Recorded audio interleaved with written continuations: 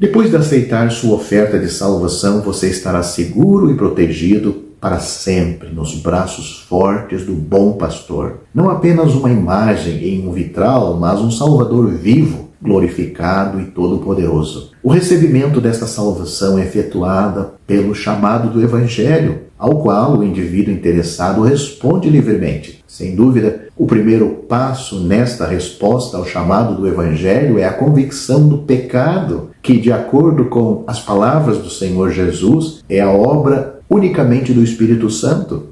O Senhor Jesus Cristo disse: quando ele vier, falando do Espírito Santo, convencerá o mundo do pecado e da justiça e do juízo. João capítulo 16, versículo 8. Para que esta imensa obra da salvação possa ser efetuada em uma alma, esta convicção do pecado é absolutamente essencial. Aceitar o fato de que Deus é verdadeiro, mesmo se todo homem é mentiroso, é reconhecer que eu, como indivíduo, sou réu condenado perante o tribunal de Deus. É uma convicção que não deve ser renegada ou futuramente abandonada. Num contexto um pouco diferente, Paulo escreveu as seguintes palavras: porque a tristeza, segundo Deus, opera arrependimento para a salvação, da qual ninguém se arrepende. Isso está registrado em 2 Coríntios, capítulo 7, versículo 10. O poder do Espírito Santo, que produz convicção, conduz ao verdadeiro arrependimento, tão certo o faz a benignidade de Deus, ou faz segundo e conforme a benignidade de Deus. Romanos capítulo 2, versículo 4. O pecado constitui o homem como um inimigo de Deus. Na Epístola aos Colossenses, Paulo,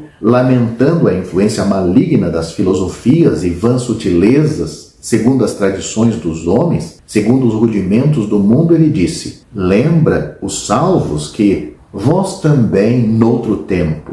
Isso está em Colossenses capítulo 2, versículo 8.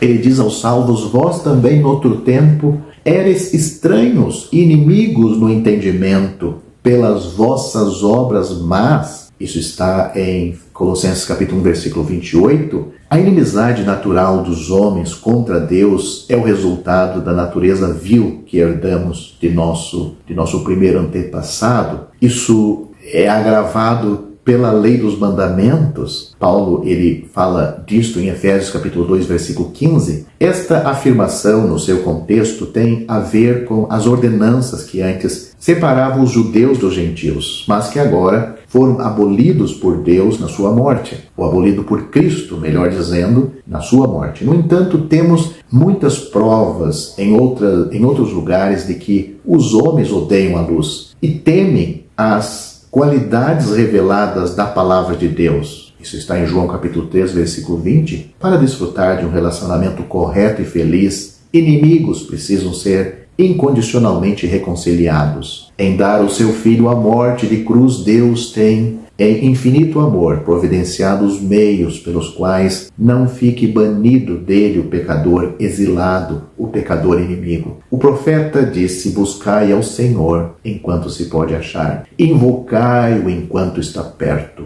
Deixe o ímpio o seu caminho e o homem maligno os seus pensamentos, e se converta ao Senhor, que grandioso, ou melhor dizendo, que se compadecerá dele. Torne para o vosso Deus, porque grandioso é em perdoar. Isaías capítulo 55, e eu citei os versículos 6 e 7.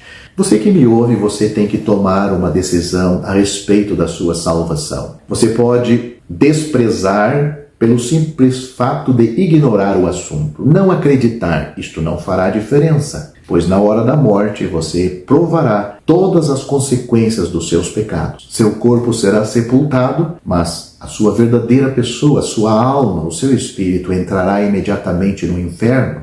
E depois, do tribunal ou do trono branco, você vai ser lançado no lago de fogo. Para você escapar desse juízo, é necessário você tomar uma atitude, uma decisão de buscar a sua salvação, que está no Senhor Jesus Cristo. Não está na igreja, não está no batismo, não está no dízimo, não está na perseverança, está em Cristo. O apóstolo Pedro disse: em nenhum outro há salvação. Note, em nenhum outro há salvação. E Pedro quer dizer o que ele está dizendo. Em nenhum outro há salvação.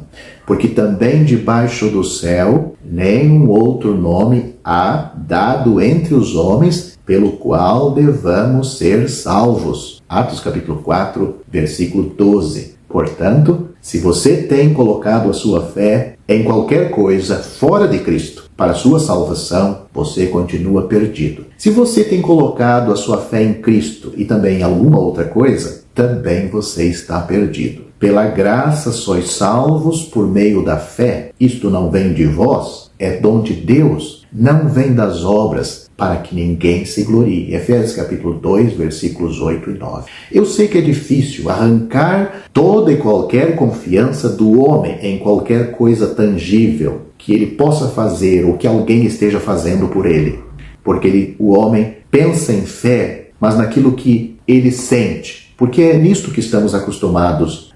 Nós somos sensoriais, nós somos emotivos, nós temos os sentimentos, nós temos a visão, o olfato, o ver. E achamos que a fé faz parte destas coisas e ela vai acontecer quando um desses nossos sensoriais forem tocados. Por isso que a água do batismo salva, o dinheiro salva, a reza salva, o padre salva, a mão do pastor salva, o hino emocional salva, tudo salva para as pessoas, menos Cristo. Ah, Cristo sim, todas essas coisas, é um pacote muito lindo. E em cima tem o selinho, aquele selinho com a fita mimosa, aquela fita, e ali tem o nome Cristo salva. Ele é o que fecha a embalagem feita pelo homem. Desista de tudo isto. Você vai entrar no inferno com todas estas coisas. Você não tem a salvação de Deus. Cristo salva e somente Ele salva. Cristo Jesus veio ao mundo para salvar os pecadores. É Ele que salva. E a fé do pecador tem que ser depositada nele. O carcereiro desesperado perguntou para Paulo e Silas o que era necessário que ele fizesse para ser salvo. A resposta simples, objetiva foi: crê, deposite tua fé no Senhor Jesus e você será salvo. Leia a história.